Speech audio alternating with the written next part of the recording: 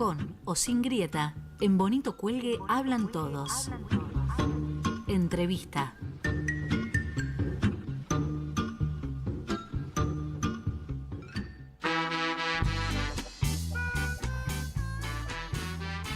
Arrancamos este segundo bloque de Bonito Cuelgue, siendo vamos a corroborar el horario, siendo las 13:30 hasta las 13. Estamos como siempre en Sin Dial.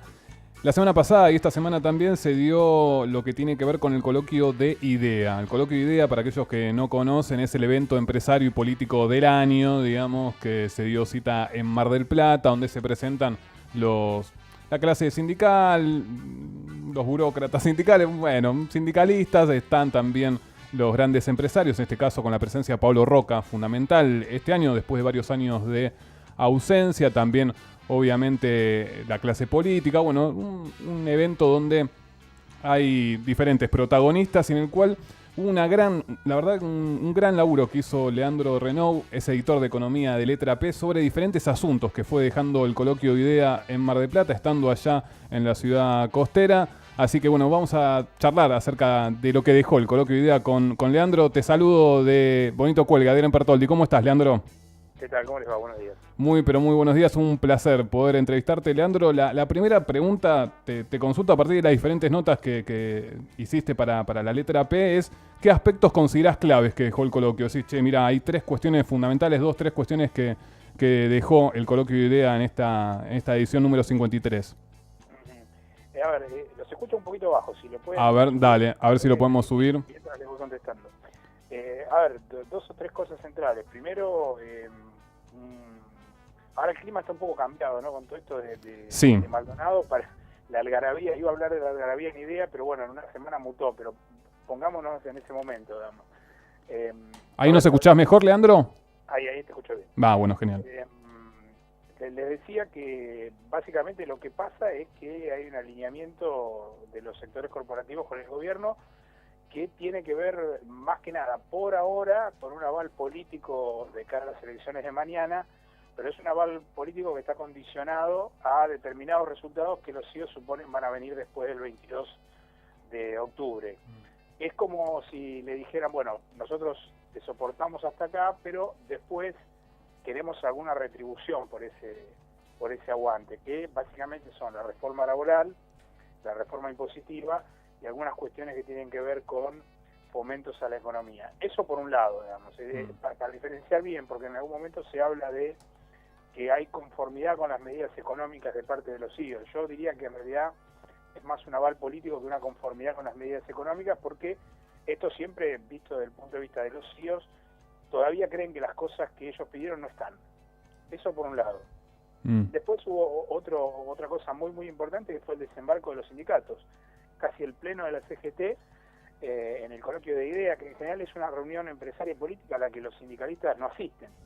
Desde Guillermo Pereira, el líder de los petroleros del sur, hasta Antonio Caló, el titular de la UOM, Juan Carlos Smith, del triunvirato de la CGT y casi todo el triunvirato. Pero no estuvo Moyano.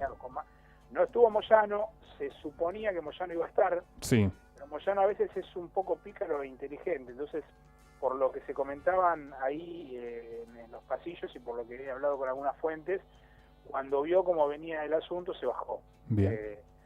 Y tomó una distancia interesante, porque una vez más vuelve a quedar Moyano como el sindicalista, el único sindicalista que no dialoga o no transa con el poder. Básicamente eso es lo que pasó.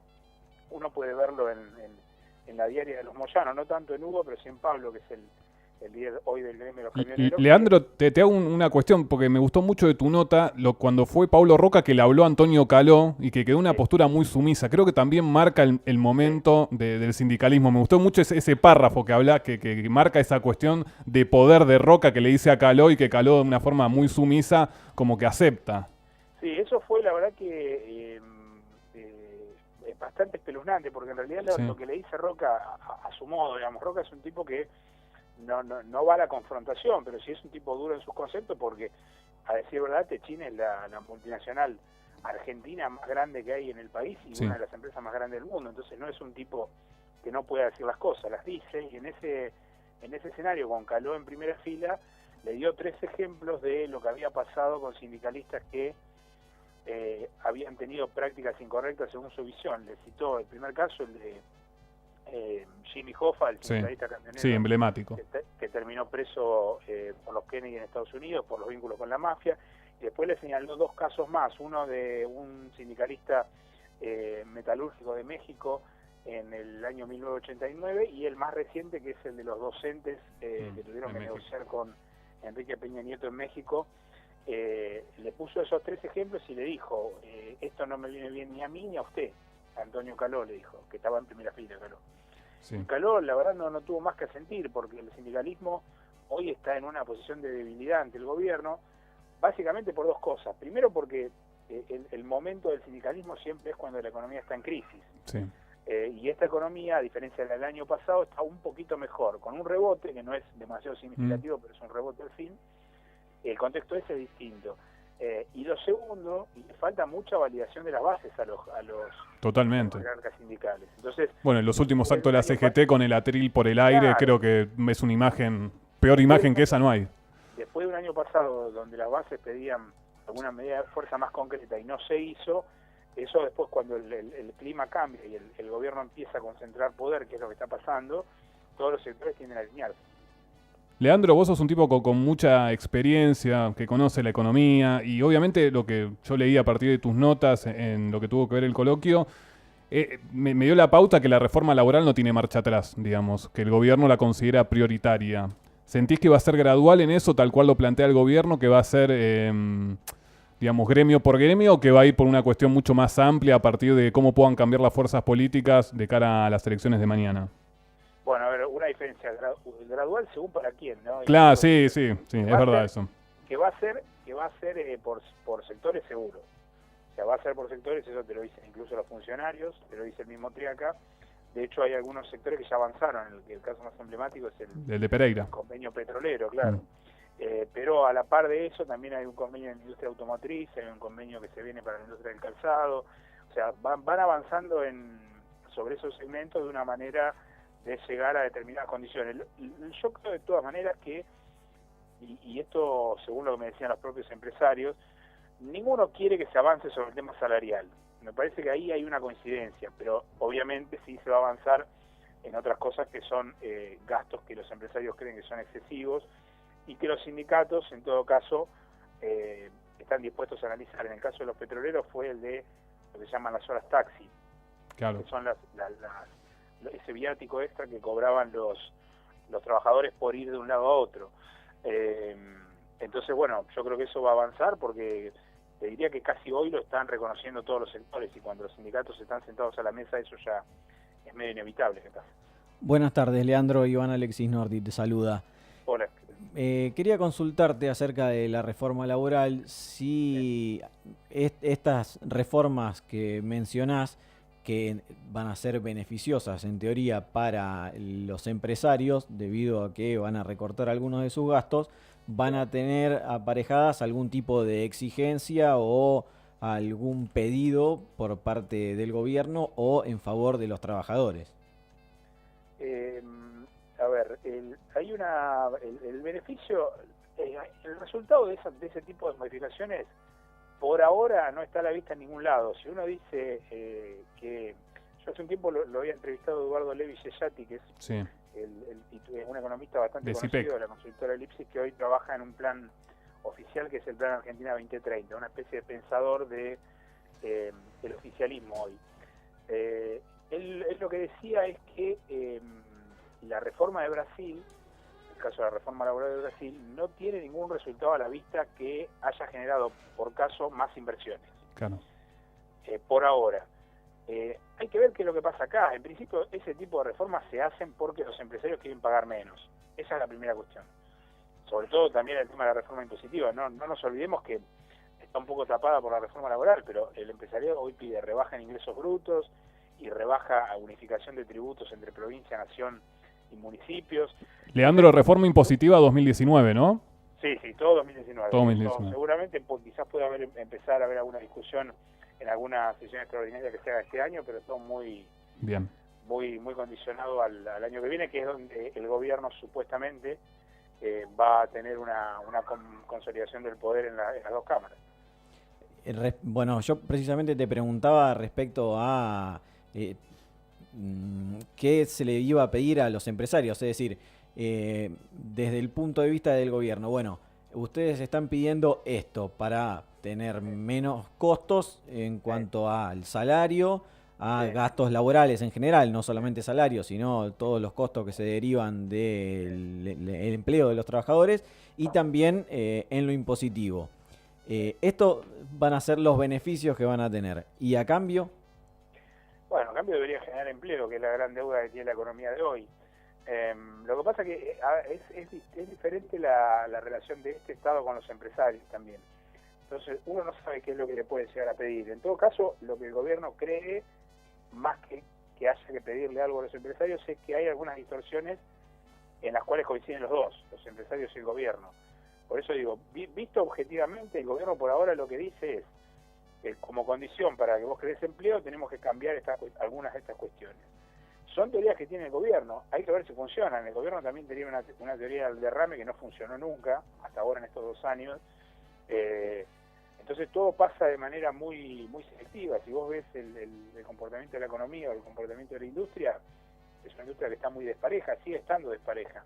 Entonces, ¿qué es lo que puede esperar el gobierno que los empresarios den?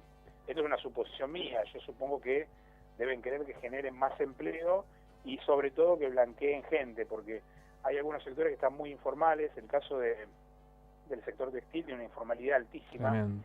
Y encima es uno de los sectores que más cae en la industria. Sí, gastronómicos también, hay un montón de sectores. Por eso digo, ahora, ¿qué es lo que el gobierno le puede pedir a los empresarios hoy? Yo creo que el gobierno no le está pidiendo nada. En todo caso, lo que está pasando es que el empresariado dice, lo que vos creés que va a pasar, que es una mejora económica y del empleo, va a pasar si antes hay esta reforma. Si eso pasa o no, la verdad que es difícil saberlo. Estamos dialogando en Bonito Cuelgue con Leandro Renaud, es editor de economía de Letra P, un gran sitio que siempre solemos recomendar en Bonito Cuelgue. Iván. Sí, quería consultarte ya ahora, pasando a la reforma impositiva, más concretamente. Obviamente los empresarios lo que piden es rebajas en algunos de sus impuestos, sin embargo el Estado debe seguir financiándose. ¿Cómo piensa el gobierno financiar lo que va a dejar de percibir por estas rebajas o condonaciones que va a hacer con algunas empresas? Bueno, la realidad indica que con deuda. O sea, hasta ahora lo que pasó es con deuda. El anhelo que el gobierno tiene es que sea a través de inversiones, que por ahora, si vos ves los últimos números, yo ahora no los recuerdo con precisión, pero si vos observás la tendencia de los últimos ingresos de dólares exterior, son dólares que se fueron todos al sector especulativo. Por lo tanto, no hubo nada o casi nada. Sí, Leandro, se habló de cada $100 que entran, 96 va al tema de la timba. Es abismal. Y eso es inversión externa, pero hay un problema más grave que eso, que primero tienen que empezar a invertir los empresarios de acá, porque si no, no hay ninguna señal para afuera. Si vos hablás hoy con el presidente de la Unión Industrial, él te dice que cree que lo más lógico sería que primero haya una señal interna de los empresarios para la inversión, y que obviamente cuando un empresario está afuera o un capital está afuera y ve que los empresarios de adentro invierten, obviamente entierra plata en la Argentina. Por ahora eso no está pasando. El esquema de deuda es el único que el gobierno tiene para cubrirse, y obviamente después el año que viene todos esperan que sea un año bastante más duro en materia de reducción de subsidios y achique de gastos en otro rubro. Lo que pasa es que bueno, el gobierno tiene ahí adentro una puja muy grande entre los que creen que hay que expandir el gasto y los que creen que no, que hay que contraerlo más, y que lo que se contrajo hasta ahora no es suficiente. Entonces, dentro de esa lógica es bastante difícil trabajar. Habrá que ver cuál es la visión que prima. Recordemos que dentro de todo este año fue, dentro de lo que es el modelo Cambiemos, bastante expansivo. Está bien, uno dice, bueno, fue un año electoral, mucha plata en obra pública. Habrá que ver qué pasa en 2018, que es un año que no va a ser eleccionario, en todo caso va a ser preeleccionario, porque lo fuerte va a venir a fin de 2018 y a principio de 2019. Entonces todo por ahora es un enigma. Sí, está el tema de la manta corta también, ¿no? Porque si se reducen mucho los subsidios, también eso uno tiende a pensar que va a afectar en el consumo y en la economía y en las inversiones y demás. El gobierno no está interesado en un modelo así, ¿eh? Si vos hablás con funcionarios, yo hablo todo el tiempo con funcionarios y les pregunto lo mismo, ¿no? Cómo ven el consumo y por qué creen que no sube, y si creen que tiene que estar subiendo más. El gobierno cree que el consumo durante el kirchnerismo tenía anabólicos, que básicamente eran las tarifas muy subsidiadas, y que ese sistema no va más. Entonces la economía que el gobierno piensa es una economía basada 100% en la inversión y en la deuda, que por ahora no llegaron, y muy poco en el consumo. Ellos lo que hablan todo el tiempo es de que el consumo se está ubicando en niveles racionales, que ya la gente no compra lo que compraba antes, porque lo que compraba antes en general lo compraba porque le sobraba plata de otras cosas, que no tenía que gastar, y este es el esquema que el gobierno ve, el esquema económico que el gobierno ve. Ahora eso tiene un problema, que es el consumo hoy es el 80% del PBI argentino, y el gobierno ya sabía cuando asumió, o sea, es muy difícil pasar del 80% del PBI siendo consumo a tratar de que sea nada o muy poco. Ese golpe brusco es básicamente lo que retrasó el crecimiento de la economía, porque teniendo una injerencia tan alta dentro del índice total, cuando vos le sacás estímulo, lo que pasa es que se te derrumba más rápido. Para pasar en limpio, entonces, ¿la deuda sería la solución a esta condonación de impuestos? Y después, si todo funciona, pagar esa deuda con el crecimiento de la economía? Claro. Mira, hay una diferencia que el gobierno tiene en contra en este caso y que el primer kirchnerismo o el segundo kirchnerismo no tenía, que es un contexto internacional muy extraño, digamos. Hoy no podés garantizar qué es lo que va a pasar el año que viene. Tenés a casi todos los países que son potencia muy restrictivos con el ingreso de afuera, y Argentina está haciendo todo lo contrario. Uh-huh. Argentina está tratando de abrirse al mundo cuando el mundo se está cerrando. Si vos ves la política de Estados Unidos es cerrada, si ves la política de Francia hoy es cerrada, la de Alemania es cerrada. Los únicos que están comprando algo en el mundo son aquellos países que no tienen sobre todo alimentos, que son China y los países grandes, pero los otros se están cuidando. Primero están cuidando lo propio. Entonces, si tenés un mundo que no es comprador y es vendedor, es muy difícil que vos logres un volumen de comercio afuera. El kirchnerismo tenía algo diferente en ese sentido, porque primero tenía la super soja, tenía el barril de petróleo arriba de los $100 o en torno a los $100. Este mundo es bastante distinto, no al de 10 o 15 años atrás, es distinto al de 3 o 4 años atrás. Entonces, en eso el gobierno también tiene un problema, y además lo tiene a Brasil, que ahora pareciera que está repuntando un poco, pero que también tiene una incógnita grande, que es qué pasa si vuelve a ganar Lula. Claro. Que es una de las chances. Si vos mirás las encuestas en Brasil, casi todas le dan una diferencia grande. Eso probablemente también sea un golpe nuevo para América Latina, porque recordemos que América Latina, después del triunfo de Macri, venía acumulando algunos triunfos importantes de gobiernos de centro derecha o de derecha, y eso se va alineando. Ahora, si Lula ganara en Brasil, habría que ver cómo se reordenan de nuevo las fichas y qué es lo que hace Argentina en ese escenario. Leandro, te felicitamos por el laburo hecho en Mar del Plata acerca de lo del coloquio y video. Quedaron un montón de preguntas, así que, pero bueno, más que nada había puntos neurálgicos que queríamos preguntarte acerca de lo que dejó este coloquio. Un placer y bueno, y lo mejor. Muchísimas gracias. Gracias a ustedes, un abrazo. Estuvimos dialogando en Bonito Cuelgue con Leandro Renou, es editor de economía de Letra P. Vayan y hurguen Letra P, está muy pero muy bueno, un sitio con muchísimas cuestiones para analizar. En este caso puntual, lo que dejó el coloquio de IDEA. También charlamos con él de economía y de varias cuestiones de la Argentina, ¿sí, Nordi? Sí, lo último que quería decir es que es muy claro el plan, tal como además Leandro lo explicó, el plan económico del gobierno, y es empezar a quitar subsidios, enfriar el consumo. Eso también va a beneficiar a frenar un poco la inflación, que es lo que viene haciendo desde hace tiempo. El tema es que otra de las herramientas que usa para frenar la inflación es la especulación financiera, y eso va en contra de las inversiones de producción. Entonces ahí tiene una cosa a favor por un lado, pero en contra por el otro. Y además de la reducción de subsidios por un lado, es financiar esta reforma impositiva con deuda que, si todo sale bien y la economía mejora, con la mejora de la economía podría después pagarse. Algo que es lógico, endeudarse para con esa deuda crecer y con ese crecimiento poder pagar la deuda. Ahora, ¿qué pasa si el plan no sale? ¿Cuál es el plan B? Porque te quedás con la deuda, y si las inversiones de producción no llegan y la economía no crece, ¿quién la va a pagar? Argentina, recordemos que este año sacó el 20% de deuda soberana de todo el mundo. Sí, el 20% de la deuda en el mundo es Argentina. Y más allá de eso, no es algo que no hayamos visto, ¿eh? No. Y no hace mucho tampoco.